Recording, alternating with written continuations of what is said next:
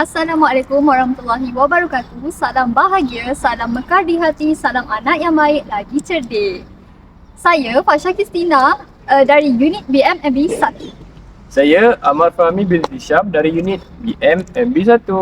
Saya Nur Akila Maria binti Al-Ramadi dari unit BMMB 1. Hai. Museum Adat di Jelebu ini terletak kira-kira 36 km dari Bandar Seremban, Negeri Sembilan.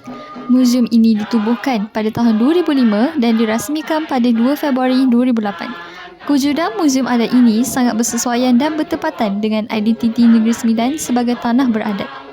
Museum Adat ini merupakan museum pertama di negara kita yang menghimpunkan adat dari pelbagai etnik di Malaysia. Museum ini turut menghaskan satu segmen khusus tentang adat Perpatih bagi menunjukkan Negeri Sembilan sebagai sebuah negeri beradat. Tumpuan diberikan kepada pengenalan dan konsep adat di Malaysia.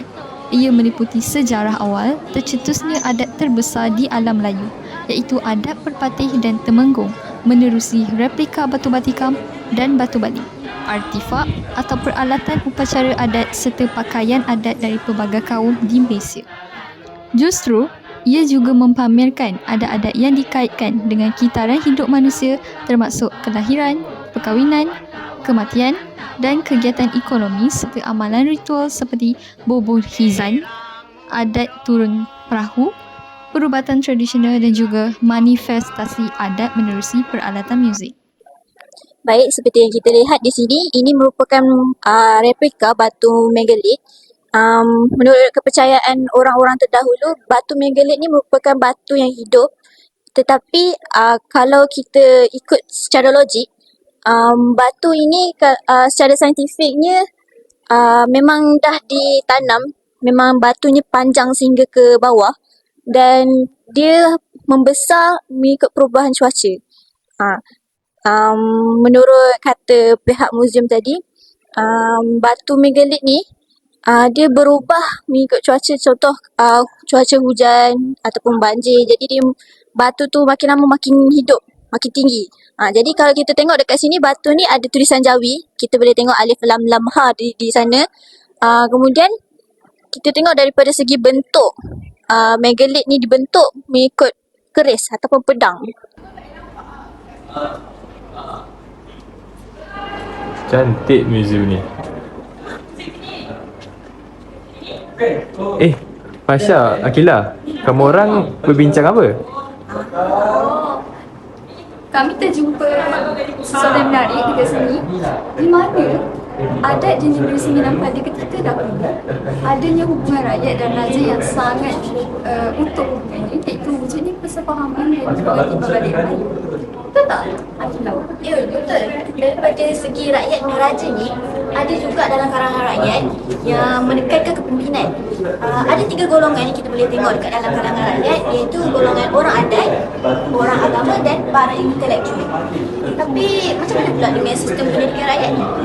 Sistem pendidikan rakyat pada zaman ketika dahulu mengamalkan masyarakat dahulu mengamalkan mereka berkumpul di masjid untuk melalui satu pendidikan formal.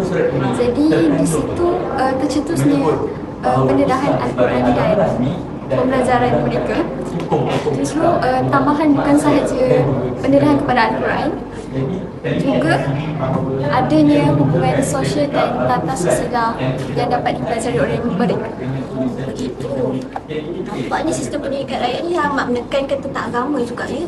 Tapi Penubuhan puisi juga. perubahan puisi sangat berpuitis ya rakyat-rakyat pada zaman dahulu. Okey. Selain daripada sistem pendidikan rakyat kan, kita boleh tengok bahasa dalam, iaitu bahasa beradat kat dalam istana. Kita nak tahu macam mana raja ni berkomunikasi dengan para pembesar, dia menggunakan bahasa dalam. Ini merupakan senarai kata-kata biasa yang kita sekarang guna saja, duduk, jumpa. Tapi kalau ikut dalam bahasa dalam, para raja dengan para pembesar berbual dengan menggunakan, kalau saya, better. Kalau duduk, bersemayam. Kalau jumpa, menghadap. Dikatakan juga bahasa dalam ni memudahkan lagi urusan antara raja dan pembesar. Memandangkan rakyat semua waktu tu amat susah nak guna bahasa-bahasa dalam. Bagi pandangan saya, bahasa dalam ni selepas pasca merdeka dia seerti seperti bahasa Islami, bukan? Ataupun bahasa Melayu klasik yang dahulunya telah muncul dalam sistem bahasa berkembang ketika ini.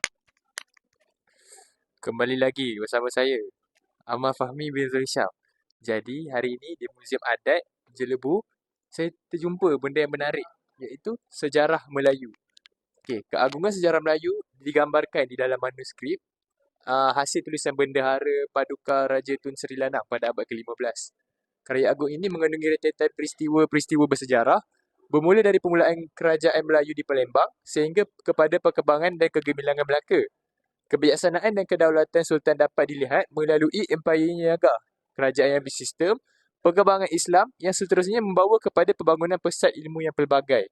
Manuskrip berbahasa Melayu klasik di dalam tulisan Jawa ini mencerminkan peradaban tinggi masyarakat Melayu pada ketika ini. Mari ikut saya. Kita lihat dekat sini. Ini adalah replika manuskrip pada zaman dahulu menggunakan bahasa Melayu klasik. Apa yang kita dapat lihat ke sini, tiada tanda nokta yang mana yang mana bahasa Jawi ini belum lagi menerima sistem tulisan yang baik. Jadi mengikut tuan tadi mengatakan Pendekar Zakbar merupakan orang yang menukar tulisan Jawi ini kepada tulisan yang lebih mudah. Jadi kita dapat lihat di sini tulisan dia sangat berbeza, tetapi menggunakan bahasa Melayu klasik dan tulisan Jawi kuno. Bahasa Melayu kuno. Bukan. Maafkan saya, tulisan Jawi yang belum diubah. Hai Kila. Jadi dekat sini saya jumpa benda yang menarik tau untuk nak tunjukkan dekat kamu semua. Jadi saya terjumpa batu bersurat. Batu bersurat ni, buat pengetahuan kamu semua, batu bersurat ni ditemui separuh tenggelam di Sungai Tersat Kuala Beran, Terengganu. Jadi ini merupakan replika yang aslinya berada di Terengganu lah. Jadi di sini kita lihat tulisannya bersambung, tak ada nota dan sebagainya. Ini merupakan ukiran tulisan yang terlama yang terdapat di negara kita. Kejap. Tak habis lagi. Jadi dekat sini batu bersurat ni menerangkan kepada kita bahawa agama Islam merupakan agama rasmi. Jadi tulisan Jawinya merupakan tulisan rasmi lah pada zaman ketika itu. Dan dia menerangkan kepada kita bahawa hukum hakam Islam untuk mencegah maksiat. Di Saka ni saya tertarik dengan tu. Diorang ni dah ada sistem tulisan yang sistematik atau diorang guna tulisan apa waktu tu? Dia memang tak ada sistem.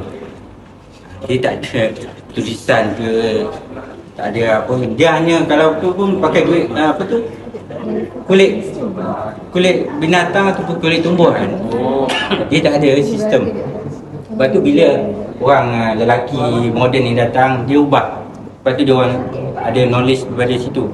Dia orang cakap memang isolated betul golongan orang asli dulu kan. Dia tak ada sistem tulisan, tak ada apa-apa pun. Jadi berkahwin, bersemenda tu dia gelar semenda ni kahwin lah maksudnya. Jadi tuan, sebelum kedatangan tu, dia menggunakan tulisan apa? Memang tak ada tulisan. Tak ada. Dia bukan tak ada bukanlah saya nak merendahkan tamadun dia orang tak ada awak cakap kemajuan dari segi tulisan semua. Dia orang berhijrah, dia orang nomad. Bila habis tanam padi umur ni dia akan pindah lagi kan. Dia macam tu. Dia tak ada satu sistem yang betul-betul menunjukkan dia orang ada tamadun. Jadi kalau contohnya dia nak berkomunikasi dengan medium apa? Masa tu dah dari segi sebab tu tadi gelombang yang pertama, ada orang yang pertama datang, orang Minangkabau, dia datang sini dari segi bahasa dia asimilasi lah. Lepas tu beratus-ratus tahun kemudian dia orang asli ni, ialah bahasa orang asli ni taklah pelik sangat bagi kita kan. Kita kami ni sama je sebenarnya. Bila dia asimilasi tu, pertumbuhan budaya tu situlah wujudnya modernisasi pada semua asli lah. Okey. Yang Tuan Saleh adalah Datuk Penghulu pertama bagi Dua Jelebu, iaitu setelah Jelebu bebas daripada kekuasaan Johor pada tahun 1725. Beliau berketurunan dari Datuk Moyang Aceh yang merupakan pengasas institusi undang di Luar Jelebu.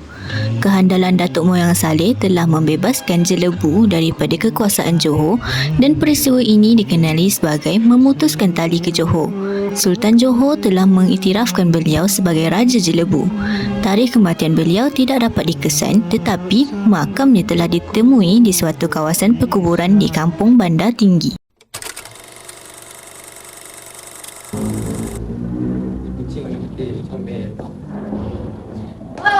Hai Abah, hai Akila, apa khabar? Hai Tasha, kami khabar baik. Alhamdulillah. Kalian tahu tak, tadi saya baru saja terbaca artikel dalam media sosial yang mengatakan bahawa sejarah dan bahasa boleh dikaitkan secara bersama.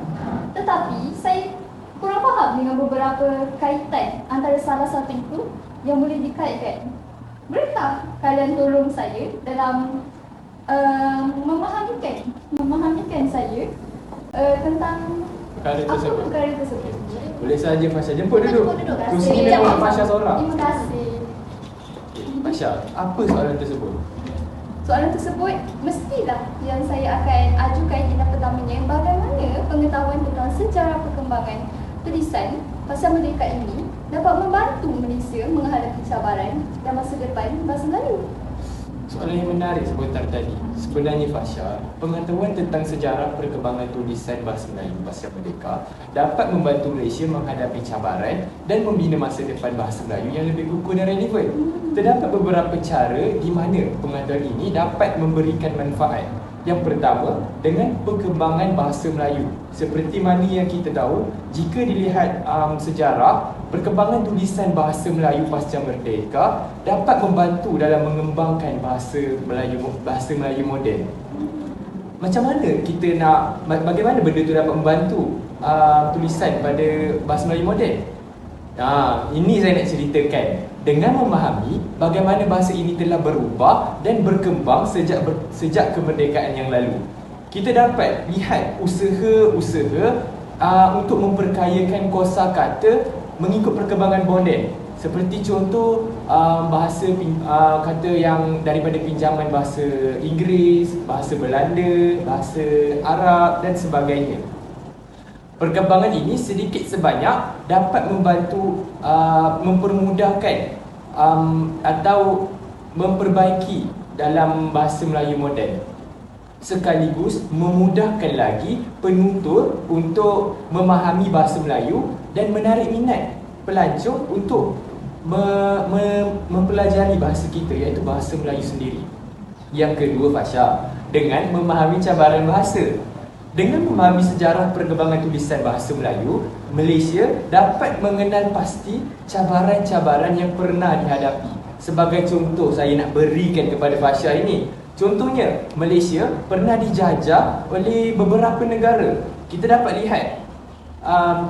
lihat cabaran tersebut dengan kita tahu sistem tulisan pada waktu dulu adalah bahasa Jawi. Benar, betul tak? Selepas penjajahan, seperti British ini, dia mahu menukar sistem tulisan kita kepada Rumi. Jadi, perkara ini sedikit sebanyak memberi kesan terhadap sistem tulisan kita, iaitu tulisan Jawi tersebut yang merupakan warisan negara kita. Jadi, jika dilihat apabila kita dapat mempelajari daripada kesilapan yang lalu, kita dapat mengekalkan warisan kita serta memperkasakan sistem tulisan bahasa Melayu.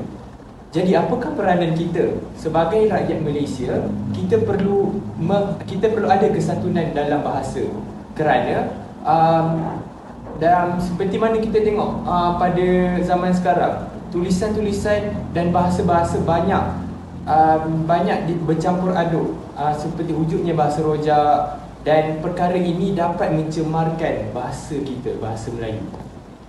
Tidak begitu Fasha? Sungguh bernas pendapat dan pandangan yang telah saya peroleh daripada Amar tadi. Terima kasih. Sama-sama Fasha. Amar ni baiklah. Ya Allah, baru tahu sekarang. Okey. Wah, penerangannya sangat bernas ya daripada Amar.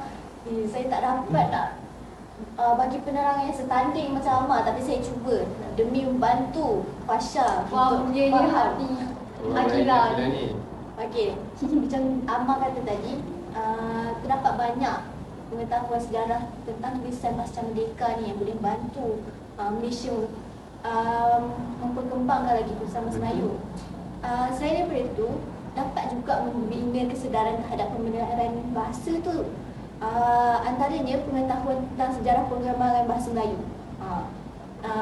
Perkembangan ni boleh juga digunakan untuk membina kesedaran antara kalangan masyarakat seperti kepentingan pemeliharaan bahasa. Masyarakat perlu tahu bahawa bahasa Melayu ni juga warisan kebangsaan yang perlu dijaga dengan baik. Selain daripada itu, ia juga dapat menggalakkan penyelidikan bahasa. Kenapa saya cakap macam tu? Sebab pengetahuan tentang sejarah bahasa Melayu ni boleh menggalakkan lagi penyelidikan bahasa Melayu linguistik. Selain daripada itu, dapat membantu juga Malaysia menghasilkan lebih banyak sumber dan pengetahuan tentang bahasa Melayu. Pada gilirannya dapat membantu meningkatkan lagi pemahaman dan pemeliharaan bahasa. Walaupun penerangan saya tak sebaik dengan Amar, tapi saya cuba. Allah, janganlah macam tu kita. Wah, akhirnya saya dah faham apa kaitan sebenarnya sejarah dengan bahasa yang boleh terkait antara satu sama lain. Terima kasih Amar, terima kasih Akira. Sama-sama. Dah ala-ala kita bincang mengenai tulisan bahasa Melayu Pasca Merdeka ni, saya pun ada bertanya-tanya jugalah. Tanya apa tu Akira? Bagaimana pengetahuan terhadap sistem bahasa Melayu ni termasuk dalam aspek ejaan dan kegramatisan sehingga dapat membantu meningkatkan keutuhan bahasa Melayu? Itu yang saya tanya-tanya. Oh, nasib baik awak ada kat sini. Nasib baik awak. Nasib baik anda ada bersama dengan kami. Okay, jadi Nasib baik. nasib baik. Jadi kami akan menerangkan pengetahuan tentang sistem bahasa Melayu termasuk aspek ejaan dan kegramatisan sangat penting dalam usaha untuk meningkatkan keutuhan bahasa Melayu. Kenapa? Ini kerana bahasa merupakan alat komunikasi yang penting dalam sesebuah masyarakat. Dan keutuhan bahasa memainkan peranan utama dalam mengekalkan identiti kebudayaan dan kebangsaan. Tidak begitu rakan-rakan saya sekalian? Benar. Jadi, betul. Jadi, berikut adalah beberapa cara bagaimana pengetahuan tentang sistem bahasa Melayu dapat membantu meningkatkan keutuhan bahasa ini. Yang pertama, pemeliharaan budaya. Bahasa adalah salah satu aspek penting dalam pemeliharaan budaya. Seperti mana kita tahu, setiap negara kebanyakannya mempunyai bahasa-bahasa tersendiri dan ini merupakan warisan bagi setiap negara tersebut. Jadi untuk Malaysia, kita mempunyai bahasa Melayu yang termasuk dalam warisan kita. Jadi pentingnya kita untuk menjaga warisan budaya Malaysia dan memastikan bahawa generasi akan datang dapat menghargai dan memahami warisan ini. Seperti contoh, Kementerian Pendidikan Malaysia perlu mengekalkan tulisan Jawi dalam silibus pembelajaran. Hal ini dikatakan demikian kerana Jawi merupakan warisan yang patut dipelihara supaya tulisan Jawi ini tidak lapuk di zaman. Yang kedua, peningkatan komunikasi. Pengetahuan tentang tata bahasa dan ejaan yang betul bagi memastikan komunikasi yang jelas dan efektif. Ini penting dalam setiap bidang, termasuk pendidikan, perniagaan dan kerja sosial. Kesalahan ejaan atau tata bahasa yang sering boleh mengganggu pemahaman dan mempengaruhi hubungan sosial. Saya beri contoh di sini. Jika kita lihat di gerai makanan, kadang-kadang mereka menggunakan ejaan yang salah. Jadi perkara ini dapat mempengaruhi sistem tulisan kita. Tidak begitu rakan-rakan saya yang dihormati. Betul kan? Saya amat bersetuju dengan pandangan yang amat luas yang diberikan oleh Amar. Betul. Jadi Fasha, saya dah bagi pendapat. Akila dah tanya. Saya tak tahu juga. Saya tak tahu juga. Takkanlah diam je kat sini. Okey. Okey Amar. Okey, bagi pandangan yang tidak seberapa yang saya dapat tadi, tapi cukuplah boleh memberi pencerahan kepada saya. Bagi saya, keutuhan bahasa Melayu dari segi kegramatisan dan aspek ejaan yang dapat memberi pelbagai implikasi kepada kita, mestilah secara terang yang kita nampak melalui komunikasi yang berkesan antara individu dengan individu yang lain. Hal ini bersesuaian dengan konteks. Kita bercakap menggunakan konteks yang sesuai supaya penerima dapat idea ataupun maklumat yang disampaikan kepada penghantar dengan lebih jelas dan berkesan. Jadi, aspek ejaan yang mengikut peraturan pada masa ini iaitu berpadukan tata bahasa dewan sememangnya amat perlu dititik beratkan oleh semua pihak kerana tanpa penggunaan aspek ejaan dan ayat dan binaan ayat yang dramatis, seseorang itu dapat digambarkan dengan pengukuhan ilmu tentang bahasa Melayu sama ada mencapai ataupun tidak mencapai secara terperinci. Betul tak Amar pandangan saya? Ya Allah, betul sangat Fasha. Saya sangat setuju dengan pandangan Terima Fasha. kasih Amar. Wah, terima kasih lah sahabat ya. Saya pun daripada tertanya-tanya tadi tiba-tiba dah dapat dah. Saya dah faham dah. Dah faham tak? Oh. Oh, bagus yang ni dah cepat betul faham. Yang ni memang pandai. Memang pandai. Ya Allah, patutlah masuk IPG. Jadi, Akila dah tanya, Fasha dah tanya. Tiba-tiba pula ada soalan yang bermain di fikiran saya. Bermain apa? Bermain berfikiran saya. Jadi, soalannya berbunyi, adakah terdapat kaitan sejarah tulisan Pasca Merdeka dengan perkembangan dan kemajuan sistem ejaan dan tata bahasa dalam bahasa Melayu? Sangat mencabar ya soalan tu. Mencabar. Bagi saya soalan itu sangat menarik. Menarik. Kerana Menarik pula. setelah kalian menerangkan kepada saya berasa lebih berani untuk menyuarakan pandangan saya. Pendapat Amar sebentar tadi. Jadi, Amar bertanya tentang soalan sejarah. Apa kaitan sejarah pra-merdeka sehingga kini? Bagi saya semestinya lah ada kaitannya. Kerana seperti yang saya sebut tadi, penubuhan penerbitan dan pembukuan tata bahasa dewan yang merupakan yang menjadi rujukan kepada masyarakat ini untuk mengukuhkan sistem bahasa mereka. Jadi tata bahasa dewan ni merangkumi pelbagai aspek, tidak kira binaan ayat, ejaan, dari segi pelbagai ayat-ayat yang kita sudah sedia maklum yang kita tuturkan dalam kehidupan seharian, iaitu ayat nyata, ayat dan sebagainya. Jadi melalui ini kita tahu setiap perkataan yang kita tuturkan bukan hanya satu perkataan saja. Dia menambahkan pelbagai intonasi. Betul tak Amar? Allah, betul sangat Fasha. Jadi, baiklah Akila. Fasha dah jawab dengan saya boleh kata jawapan yang amat menarik lah sebentar tadi, dan sedikit sebanyak membantu idea saya dalam soalan saya tersebut. Jadi, Akila, Ya. apakah pendapat anda tentang soalan saya sebentar tadi? Pendapat saya rasa ada kaitan tau antara sistem ejaan dengan tata bahasa. Dan antaranya ada beberapa cara di mana sejarah tulisan pasca merdeka ni dapat mempengaruhi lagi perkembangan bahasa Melayu. Antara aspek-aspek yang kita boleh kira dapat mempengaruhi perkembangan ni adalah penyelidikan bahasa Melayu. Dalam penyelidikan bahasa Melayu ni, pasca merdeka ni dapat meningkatkan lagi minat beberapa penyelidik mengenai bahasa Melayu. Dan penyelidikan ini dapat melibatkan lagi pengkajian yang lebih mendalam mengenai struktur bahasa Melayu itu sendiri. Tadi termasuklah tata bahasa dan juga ejaan.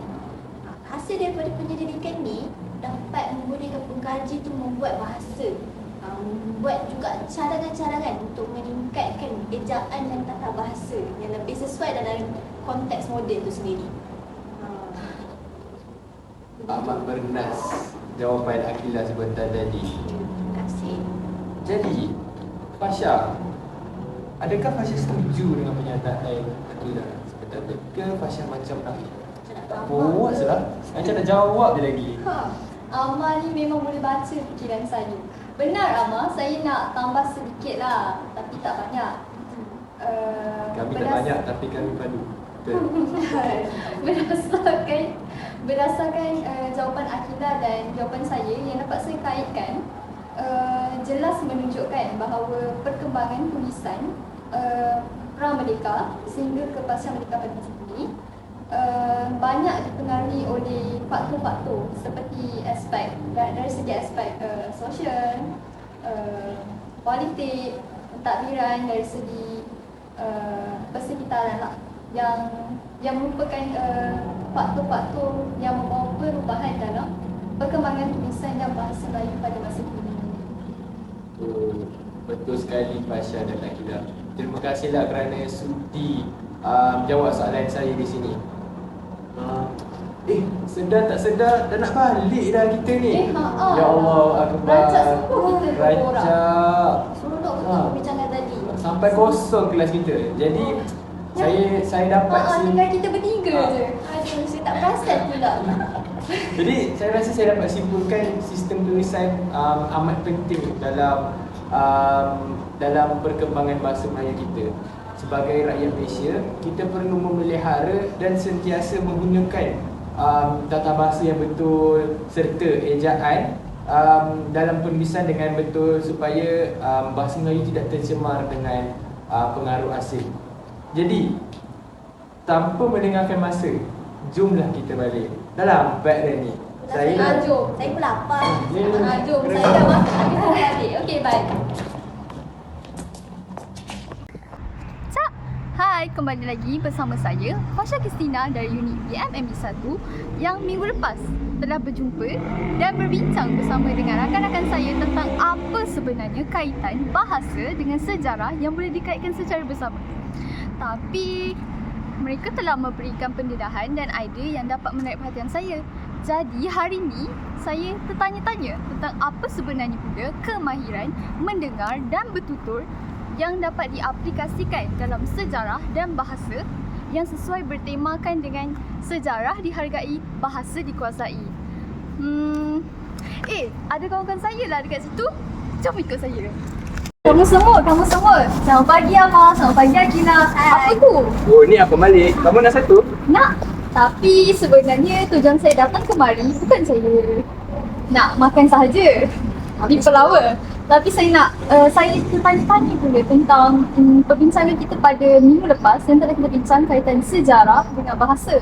Tapi apa pula kaitan kemahiran mendengar dan kemahiran bertutur yang memberi keberkesanan yang penting dalam aspek tema penting kita iaitu sejarah dihargai, bahasa dikuasai ini. Nampaknya Amar dengan Akilah macam dah tak sabar nak menjawab soalan saya ni. Lagi-lagi Amar. Tak nak jemput saya duduk ke? Mari duduk. Terima kasih. Amar, saya nak tanya soalan dekat awak dulu. Boleh. Soalannya berbunyi, sejauh mana keberkesanan pengetahuan berkaitan kemahiran mendengar dan kemahiran bertutur dapat membantu keberkesanan pelaksanaan aktiviti berbicara kemahiran mendengar dan bertutur bahasa Melayu yang bertemakan sejarah dihargai, bahasa dikuasai ini, Amar?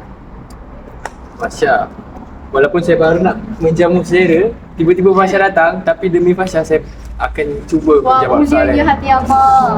Baru tahu ke Fasya. Okey. Sebenarnya ada berkaitan di antara soalan tadi dengan sejarah. Yang pertama adalah pemahaman konteks sejarah. Pengetahuan tentang sejarah dan budaya tempatan membolehkan pengajar dan pelajar memahami latar belakang dan konteks budaya aktiviti berbicara mereka. Ini membantu dalam pemilihan topik dan memahami pembelajaran tersebut dalam situasi komunikasi yang relevan dengan pelajar yang dapat menjadikan pembelajaran lebih menarik dan bermakna. Kenapa saya cakap lebih menarik? Kerana apabila dimasukkan dengan fakta-fakta yang menarik seperti sejarah Melayu Melaka, jadi pelajar ini akan lebih tertarik untuk belajar tentang sejarah. Yang kedua, kita dapat kemahiran menyampaikan maklumat. Hal ini dikatakan sedemikian kerana dengan pengetahuan tentang kemahiran mendengar dan bertutur, pelajar dapat pengajar iaitu cikgu dapat mengajar pelajar bagaimana menyampaikan maklumat sejarah dengan berkesan. Jadi guru-guru ini tidak akan macam tersasul sebab mereka mengetahui sejarah tersebut.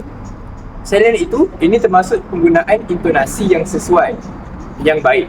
Pengetahuan ini juga membantu pelajar untuk menjadi seorang penutur yang mahir lah. Jadi mereka akan lebih pandai untuk berkomunikasi. Seterusnya, yang terakhir, poin saya yang terakhir, pemahaman terhadap bahasa. Pemahaman terhadap bahasa. Kenapa saya cakap sedemikian? Kerana pengetahuan tentang bahasa Melayu dan elemen-elemen penting dalam kemahiran pendengar dan menutur seperti tata bahasa, kosakata dan gaya bahasa. Yang mana kita tahu tata bahasa ini berkembang dari zaman ke zaman. So, apabila pelajar dapat mengetahui sejarah tersebut, mereka akan lebih menghargai dan menggunakan bahasa yang sesuai untuk mereka berbicara dan mendengar dengan lebih jelas dan efektif. Jadi kita dapat lihat di sini kesan positif iaitu mereka tidak akan menggunakan bahasa rojak dan tidak akan mencampur adukkan bahasa Melayu dengan unsur-unsur asing yang jelas dapat mencemar bahasa Melayu kita. Jadi setakat itu sahaja saya punya idea Fasha. Jadi bagaimana Fasha melihat dalam soalan ini? Terima kasih Amar atas pencerahan yang cukup mendalam dan terperinci itu sebentar lagi. Bagi saya, benar apa yang Amar katakan. Tanpa pengukuhan ilmu yang dari aspek tata bahasa, kosakata, cara intonasi dalam penyampaian, dalam kemahiran bertutur dan benar, seseorang itu tidak dapat memberi respon yang jelas dan tepat tanpa pengukuhan. Jadi kita mesti mengukuhkan ilmu di dada dahulu, iaitu dengan membaca. Betul? Dan Memahami sejarah. Ya, memahami sejarah apa? Betul tak? Betul tak? Tentang tersebut supaya kita dapat menjalankan satu kemahiran tersebut dengan lebih berkesan dan lebih efektif. Saya setuju Fasha. Akilah. Apa pula soalan untuk saya? Okey. Untuk soalan Akilah yang saya dah catat dekat nota saya ni. Akilah, bagaimana pula dengan sejarah dan pendalaman aspek bahasa itu dapat meningkatkan kompetisi global 6C. 6C tu apa Akilah? 6C ni sebenarnya kita tak dalam bahasa Inggeris. Yang pertama komunikasi, ataupun dalam bahasa Inggeris dia communication. Apa benda dia yang komunikasi ni? Dia adalah satu bahasa pemahaman yang sangat mendalam tentang aspek bahasa, termasuk tata bahasa, kosakata dan ekspresi yang akan memperkuatkan lagi kemampuan komunikasi kita secara efektif. Dalam kemahiran bicara dan menulis ni akan memungkinkan seorang individu tu untuk menyampaikan gagasan dan informasi yang sangat jelas. Antara sejarah, pemahaman tentang konteks sejarah kan, kita mungkin seorang itu akan berkomunikasi dengan lebih baik tentang masa lalu, macam mana dia nak menggambarkan lagi peristiwa ataupun proses sejarah dengan sangat tepat. Yang kedua pula, collaboration. Ini C yang kedua, ataupun dalam bahasa Melayu dia kolaborasi. Apa benda kolaborasi ni? Kolaborasi ni adalah satu pemahaman sejarah yang membantu individu untuk memahami bagaimana peradaban masyarakat bersama ataupun berkonflik dalam berbagai konteks. Hal ini juga dapat memberikan wawasan tentang kolaborasi sejarah yang berhasil ataupun konflik sejarah yang perlu diatasi. Daripada segi bahasa pula, kita anggap kolaborasi ni satu kemahiran berkomunikasi yang baik dalam bahasa yang akan memungkinkan seorang individu tu untuk bekerjasama dengan orang-orang dari latar belakang secara berbeza dengan efektif. Bahasa ni juga adalah alat yang memungkinkan kolaborasi secara sukses. Yang ketiga, C yang ketiga adalah critical thinking ataupun kita panggil dalam bahasa Melayu dia pemikiran kritis. Apa benda pemikiran kritis ni? Dia satu pemahaman sejarah yang membantu membangunkan kemampuan analisis dan pemikiran kritis. Daripada pemahaman konsekuensi ni, peristiwa sejarah ni dapat membantu individu tu mengembangkan lagi pemikiran secara kritis dengan lebih baik. Ataupun dari segi bahasa dia, kemahiran berbicara dan menulis ni dapat menjadikan seorang individu tu dapat menyusun argument dengan baik, dengan secara logik. Lepas tu yang keempat, kreativiti. Okay, apa yang boleh kita bincangkan dengan kreativiti ni, kita boleh kaji sejarah dan memahami satu perubahan sepanjang waktu yang dapat menghubungkan masa lalu dengan masa kini secara inovatif. Kita dapat tengok daripada situ alat kreatif yang akan memungkinkan seorang individu tu mengeksplorasikan dia punya idea-idea dia melalui sejarah-sejarah yang lama, menjadikan sebagai hikayat satu cerita yang sangat menarik. Kita boleh secara kreativiti. Okay, yang kelima pula, karakter. Apa pula karakter ni? Okay, karakter ni pula pemahaman sejarah yang dapat memperkuatkan lagi nilai-nilai dari karakter seseorang. Contohnya, sejarah yang kita selalu belajar nilai-nilai seperti ketabahan, kejujuran dan juga keadilan. Daripada penggunaan bahasa yang etis dan hormat ni juga dapat mencerminkan seorang karakter tu dengan sangat baik. Yang keenam, yang terakhir, contribution. Atau dalam bahasa Melayu dia kontribusi. Yes. Apa dia kontribusi ni? Okay. Kalau ikut sejarah, kita memahami sejarah untuk memungkinkan seorang individu tu untuk berkontribusi dengan pemahaman yang secara kolektif antara masa lalu dengan peranan masyarakat dalam sejarah. Contohnya, kita boleh tulis makalah ataupun kita ambil bahagian dalam diskusi, ataupun kita boleh juga berbicara tentang global, isu global. Okay, daripada sini kita dapat tahu pemahaman sejarah dengan pendalaman aspek bahasa ni dapat memperkayakan lagi kompetensi yang bertindak biasa sebelum itu. Secara Islami jelas ke? Sangat jelas. Terima kasih Aka atas pendedahan yang sungguh memukau perhatian saya tadi untuk terus mendengar dan mendengar. Betul tak Amar? Betul tidak? Betul sangat. Saya macam ya Allah, betul lah jawapan pilihan ni. Sungguh tidak pernah terlintas Betul. fikiran, bukan? Tak pernah terlintas.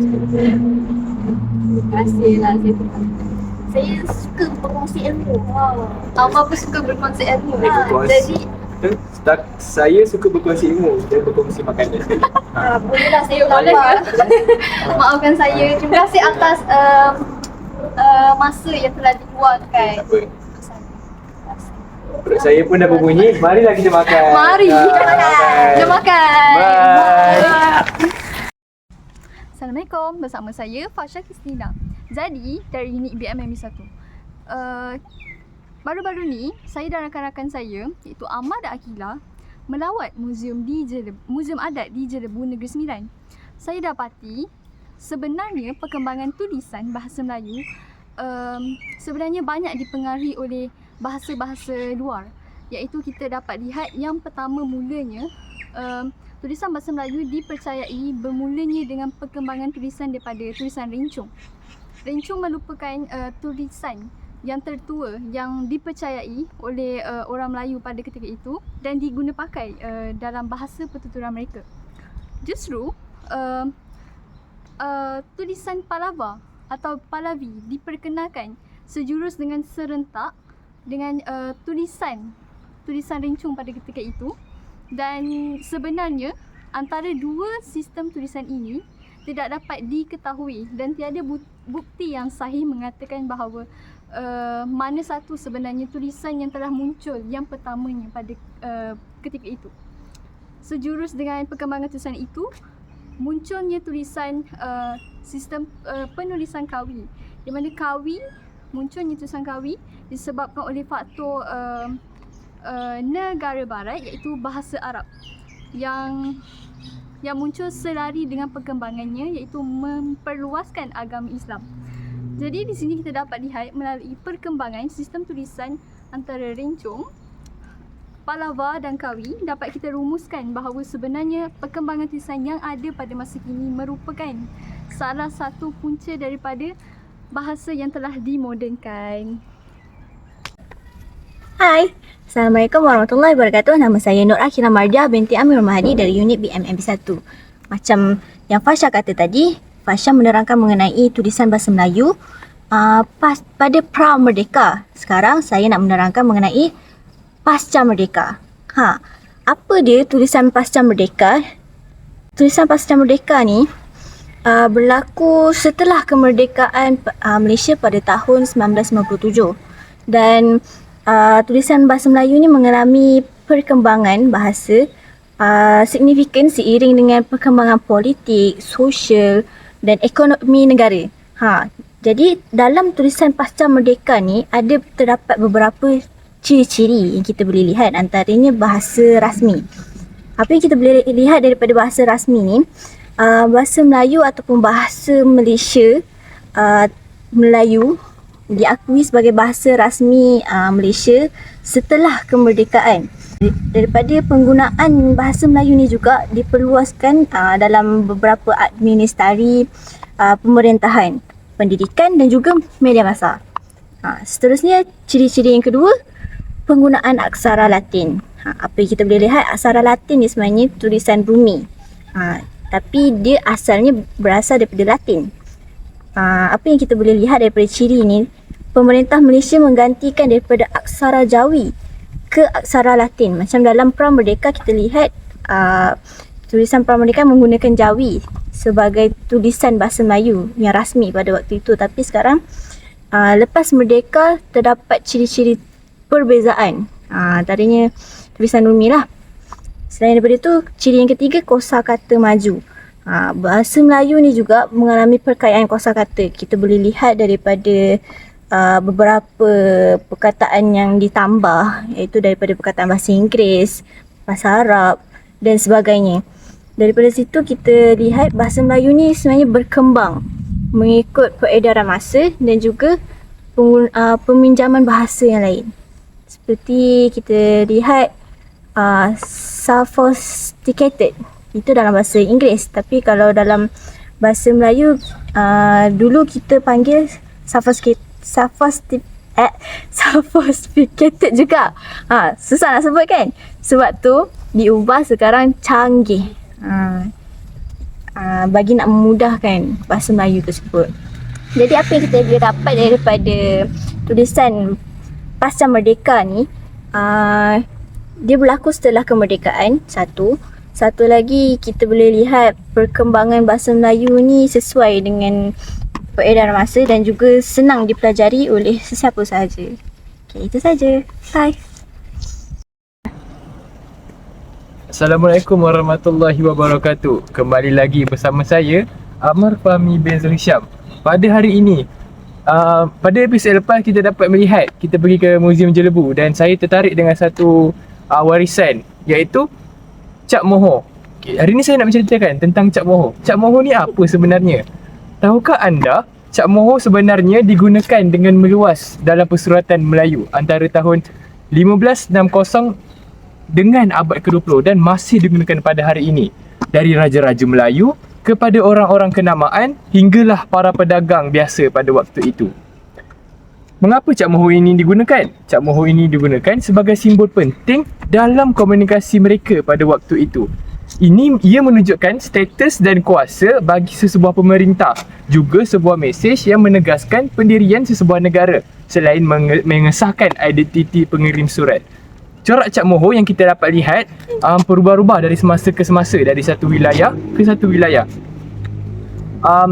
Bagi cap orang-orang Melayu, banyak dipengaruhi oleh ciri-ciri Islam, seperti meletakkan ayat-ayat Al-Quran atau tulisan-tulisan dalam bahasa Arab. Jadi, mengapa dia dipengaruhi oleh pengaruh agama Islam? Kerana pada waktu itu agama Islam sedang berkembang luas pada waktu itu. Satu lagi fakta menarik ialah bapa kesetaraan Melayu moden, iaitu Munshi Abdullah, juga merupakan salah seorang pereka Cap Moho dan pernah merekanya bagi Sir Stamford Bridge dan beberapa raja Melayu pada zaman itu. Jadi, Cap Moho, kita dapat mengenali sejarah sesebuah wilayah tersebut atau kesultanan pada masa itu, dan bukan sahaja seni mereka. Kita dapat menghayati sejarah-sejarah daripada Cap Moho tersebut. Secara langsung kita dapat melihat cantiknya corak-corak yang pada Cap Moho tersebut. Selain itu, Cap Moho ini jugalah menjadi salah satu sunnah yang dipegang kukuh oleh institusi Raja-Raja Melayu. Penggunaan Cap Moho di Raja telah wujud sejak 1445, iaitu pada zaman Rasulullah SAW. Jadi kita dapat di sini kita perlu mengekalkan cap mohor kerana merupakan salah satu warisan yang diturun-temurun digunakan sehingga sekarang. Jadi itu sahaja daripada saya. Wabillahi taufiq wal hidayah. Wassalamualaikum warahmatullahi wabarakatuh. Macam mana video kami tadi? Seronok tak? Jadi kami nak menyimpulkan video yang kami terangkan tadi. Okey. Secara rumusnya, perkembangan sistem tulisan dan bahasa Melayu sememangnya dipengaruhi oleh perubahan zaman dan masa, iaitu daripada zaman kegemilangan sehingga jelajah negara asing ke negara kita yang memberi sedikit sebanyak faktor perluasan bahasa dan tulisan yang ada pada era pasca merdeka ini. Benar, Amar. Kita juga sudah sedia maklum bahawa negara kita yang dahulunya sudah mengikut telunjuk orang barat yang datang menakluk sumber hasil bumi untuk mencapai matlamat dan kepentingan mereka sendiri. Oleh itu, sebagai masyarakat yang merupakan penutur bahasa Melayu di negara kita, setiap individu tu mestilah mempunyai rasa semangat yang gemuruh agar bahasa kebangsaan kita dapat dikenali, dipersadat antara bangsa. Akilah. Ya. Akilah cakap tentang gemuruh Saya teringat satu lagu yang dibawakan oleh Faizal Tahir. Betul. Cuba nyanyi. Nak saya nyanyi? Boleh Amar? Gemuruh jiwa, semangat membara, dari puncak ingin ke angkasa, kalbi. Bye.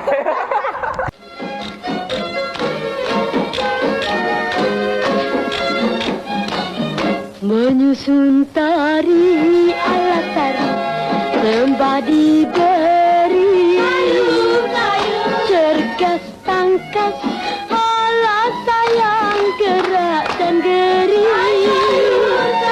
menjunjung tinggi amu tinggi seni sejati, pusaka asli ala asli ibu pertiwi.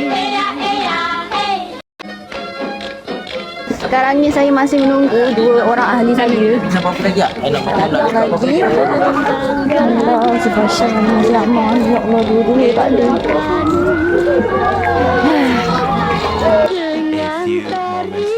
Lambat. Call an ambulance, but not for me.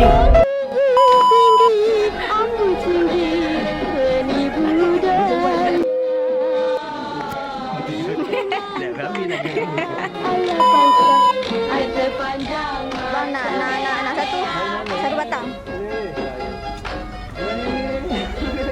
4 jam dah terlebih masak ya. Langkah serentak ayah saja. Bila saya ada beli apa balik ni? Sedap ni. Bila satu. Sayang pendekar putri. Bila ni saya ada beli apa balik? Sedap ni. Ambillah satu. Satu. Boleh. Kamu Menyusun tari Oh, ni apa balik? Tak apalah nanti. Sebelum tu, saya nak tanya. Aisyah.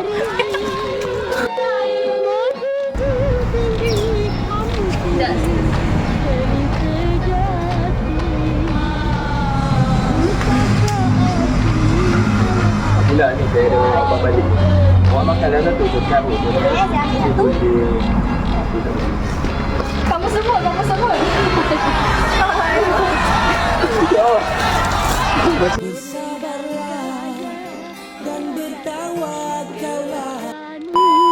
Saya ada beli apa balik.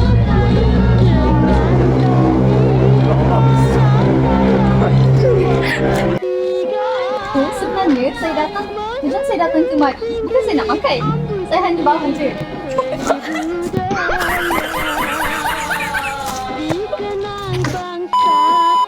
Boleh duduk. Saya dapat saya Mari tu kita. soalannya. Kira-kira apa soalan yang awak nak tanya?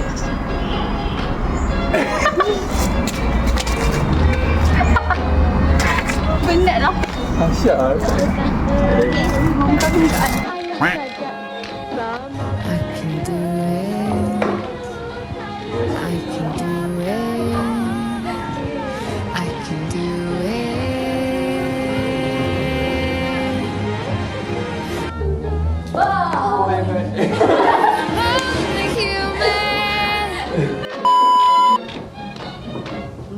suntari alatari sembah diberi cergas tangkas A few moments later. dan geri. Ini nama